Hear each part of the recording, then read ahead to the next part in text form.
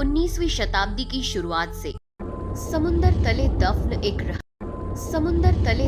एक रहस्य, इतिहास के पन्नों में दर्ज एक ऐसी दुखद घटना जिसने संपूर्ण विश्व को हिलाकर रख दिया। ये घटना उस जहाज की है जिसे सदी का सबसे विशाल और कभी न डूबने वाला जहाज कहा जाता था। इसका नाम है RMS टाइटैनिक। दोस्तों, टाइटैनिक की कहानी शुरू होती है 19वीं शताब्दी की शुरुआत से। उस समय जर्मन और ब्रिटिश में होड़ मची थी बड़े बड़े जहाज का निर्माण करने की। इसलिए ब्रिटेन सरकार ने एक ऐसा जहाज बनाने का फैसला लिया जिसकी सजावट और कद एक आलीशान महल से भी बड़ा हो, जो इस सदी का सबसे बड़ा जहाज कहलाए। इसलिए ब्रिटेन सरकार ने व्हाइट स्टार लाइन कंपनी को जहाज बनाने के लिए करोड़ों डॉलर का लोन दिया। इसके बाद 31 मार्च 1909 में नॉर्थ आयरलैंड के बेलफास्ट में शुरू हुआ टाइटैनिक का निर्माण। लगभग 15,000 इंजीनियर और कारीगरों ने 3 साल कड़ी मेहनत करके पानी में चलता एक भव्य और आलीशान जहाज तैयार किया। इस जहाज को 16 अलग अलग कंपार्टमेंट्स में बनाया गया था, जो पूरी तरह से वाटर टाइट थे। इसकी इसी खूबी के कारण ही इसे अनसिंकेबल जहाज कहा जाता था। 2 अप्रैल 1912 को टाइटैनिक बनकर तैयार हो चुका था। इस जहाज की भव्यता का एहसास जितना बाहर से होता था, अंदर जाकर वो दुगना हो जाता था। व्हाइट स्टार लाइन ने जब यूरोप और अमेरिका के बीच टाइटैनिक की सेवाओं का ऐलान किया तो लोग इसकी पहली यात्रा को लेकर रोमांचित हो उठे। 10 अप्रैल 1912 को टाइटैनिक 920 यात्रियों के साथ इंग्लैंड के साउथहैम्पटन से न्यूयॉर्क की तरफ निकल पड़ा। कहा जाता है कि जिस समय टाइटैनिक अपनी पहली यात्रा के लिए तैयार था, तब इसे देखने के लिए 1 लाख से अधिक लोग बंदरगाह पर आए थे। साउथहैम्पटन से निकलकर टाइटैनिक 42 किलोमीटर प्रति घंटे की रफ्तार से शाम को शेबर्ग, फ्रांस पहुंचा और यहां से 274 यात्रियों को लेकर टाइटैनिक क्वींसटाउन, आयरलैंड पहुंचा और यहां से भी 123 यात्रियों को लेकर टाइटैनिक अपने अंतिम सफर न्यूयॉर्क के लिए रवाना हुआ। टाइटैनिक जब आयरलैंड से निकला तब टाइटैनिक को उसके रास्ते पर आइसबर्ग मौजूद होने की पहली चेतावनी मिली, लेकिन जहाज के कप्तान एडवर्ड जॉन स्मिथ ने इस चेतावनी पर कुछ खास ध्यान नहीं दिया और जहाज की रफ्तार कम नहीं की, जो कि अपनी फुल स्पीड में समुद्र को चीरता हुआ आगे बढ़ रहा था। रात होते होते कप्तान एडवर्ड स्मिथ को लगभग 6 चेतावनी वाले संदेश अन्य जहाजों द्वारा दिए जा चुके थे, लेकिन कैप्टन स्मिथ ना ही जहाज की रफ्तार कम करना चाहते थे और ना ही इन चेतावनी को गंभीरता से लेने वाले थे, क्योंकि कैप्टन स्मिथ अपने आखिरी रिटायरमेंट और टाइटैनिक की प्रतिष्ठा में एक और रिकॉर्ड जोड़ना चाहते थे। वे टाइटैनिक को विशाल जहाज होने के साथ इस सदी का सबसे तेज जहाज होने का दर्जा भी दिलवाना चाहते थे। 14 अप्रैल की उस अंधेरी रात को कैप्टन स्मिथ ने सुरक्षा बरतने के लिए जहाज के 2 क्रू मेंबर्स फ्रेडरिक फ्लीट और रेगिनाल्ड ली को जहाज के ऊपर निगरानी के लिए तैनात किया,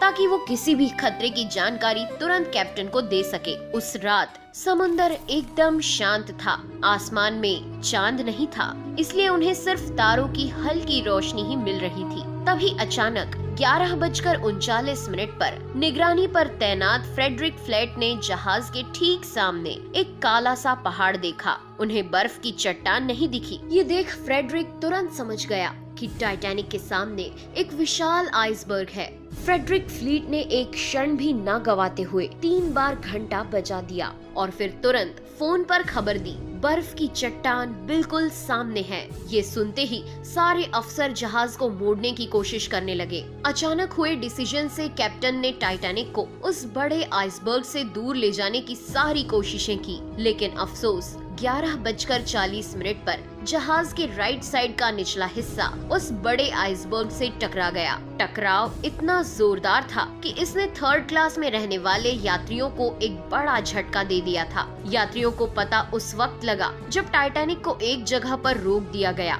और इंजन बंद कर दिए गए। जैसे ही ये खबर फैली कि जहाज टकरा गया है, तो लोग यहाँ वहाँ भागने लगे। पूरे जहाज पर खौफ का माहौल था। जब टाइटैनिक आइसबर्ग से टकराया था, तो उसने दबाव के कारण जहाज के निचले हिस्से की प्लेट्स को चीर दिया था, जिससे जहाज के दाई साइड में 300 फीट तक के कीले बाहर आ गई थी। कीले बाहर आ जाने से आपस में जुड़ी प्लेट सरक गई और पानी तेजी से अंदर आने लगा। वहीं जब जहाज के निचले हिस्से में पानी भरना शुरू हुआ तो थर्ड क्लास में रहने वाले सभी यात्री ऊपर की ओर भागने लगे। इस घटना से चिंतित होकर टाइटैनिक के डिजाइनर थॉमस एंड्रयूज ने कैप्टन को बताया कि जहाज के 5 कंपार्टमेंट में पानी भर चुका है और कुछ ही समय में पानी डेक के ऊपर से बहते हुए एक एक करके सारे कंपार्टमेंट में भर जाएगा। इसके बाद सभी लाइफ बोट को बाहर निकाला जाने लगा, लेकिन उस समय टाइटैनिक पर केवल 20 ही लाइफ बोट्स मौजूद थी, जिसकी कैपेसिटी लगभग 65 यात्रियों की थी।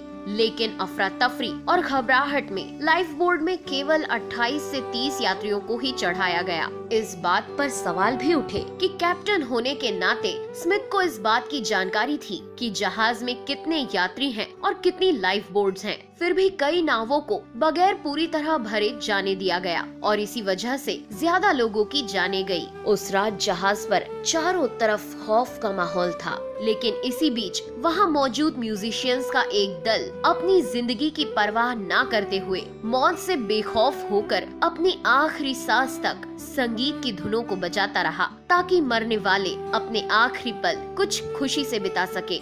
दूसरी तरफ जहाज में 5 से ज्यादा कंपार्टमेंट में पानी भरने से जहाज के आगे का हिस्सा 10 डिग्री तक डूब चुका था, जिससे जहाज के पीछे वाला भाग ऊपर उठने लगा। लगातार बढ़ते दबाव के कारण 2:20 पर टाइटैनिक बीच से टूटकर अलग हो गया। मात्र 2 घंटे 40 मिनट में कभी न डूबने वाला टाइटैनिक अपनी पहली ही यात्रा में अटलांटिक महासागर की गोद में समा गया था। इस दुखद घटना में 1517 लोगों की जानें गई। इसमें से अधिकतर लोग डूबने से नहीं बल्कि 2 डिग्री सेल्सियस के ठंडे पानी में जमने के कारण मारे गए थे। टाइटैनिक के डूबने के 2 घंटे बाद करीब 710 लोगों को बचा लिया गया था। टाइटैनिक के डूबने से लेकर आज तक उसके डूबने के लिए अलग अलग थ्योरी सामने आती रही है, जिसमें कोई थ्योरी इस घटना के लिए कैप्टन स्मिथ को जिम्मेदार ठहराती है, तो कोई थ्योरी टाइटैनिक की बनावट और उसमें इस्तेमाल किए गए मटेरियल को घटिया बताकर उसे इसका जिम्मेदार साबित करती थी। लेकिन 2010 में शुरू किए गए एक प्रोजेक्ट के तहत टाइटैनिक के डूबने की असली वजह जानने के लिए शोधकर्ताओं की एक टीम ने लाखों डॉलर के आधुनिक रोबोट्स और हाई डेफिनेशन वाले कैमरों की मदद से नॉर्थ अटलांटिक ओशियन में रडार तकनीक से स्कैन करके 15 किलोमीटर के क्षेत्र का एक मैप बनाकर टाइटैनिक के हर छोटे बड़े टुकड़ों की 1,50,000 फोटोज और वीडियो इकट्ठा करके टाइटैनिक के मलबे के हर छोटे बड़े टुकड़ों का अध्ययन किया।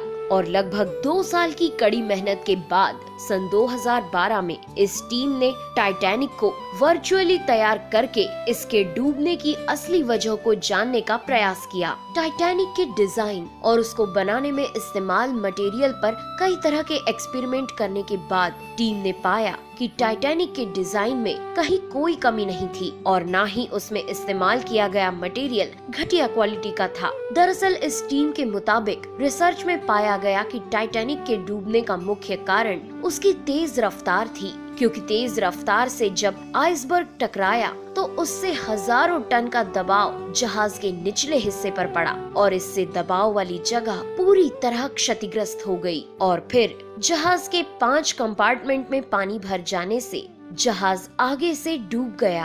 आज टाइटैनिक का मलबा कनाडा न्यू फाउंडलैंड से करीब 600 किलोमीटर दूर 4 किलोमीटर नीचे गहराई में पड़ा हुआ है, जिसकी तलाश एक अरसे से होती रही है, लेकिन कामयाबी 1985 में मिली। उसके बाद से अभी तक 700 से भी ज्यादा तैराक इस ऐतिहासिक मलबे के पास जा चुके हैं। हालांकि 100 साल पूरे होने से इसे पानी के नीचे की धरोहर में शामिल कर लिया गया है, जिसके बाद टाइटैनिक के मलबे का संरक्षण अब संयुक्त राष्ट्र की सांस्कृतिक एजेंसी करती है, ताकि इसके मलबे को गैर वैज्ञानिक और अनैतिक खोजों से बचाया जा सके।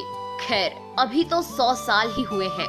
हो सकता है आने वाली सदियों में समुद्र से टाइटैनिक के ये निशान भी खत्म हो जाए, लेकिन कोई भी आइसबर्ग उस टाइटैनिक को नहीं डुबो सकता जो करोड़ों अरबों दिलों में तैर रहा है। तो दोस्तों, आपको आज का ये वीडियो कैसा लगा कमेंट करके जरूर बताएं। वीडियो पसंद आया हो तो लाइक करें, शेयर करें।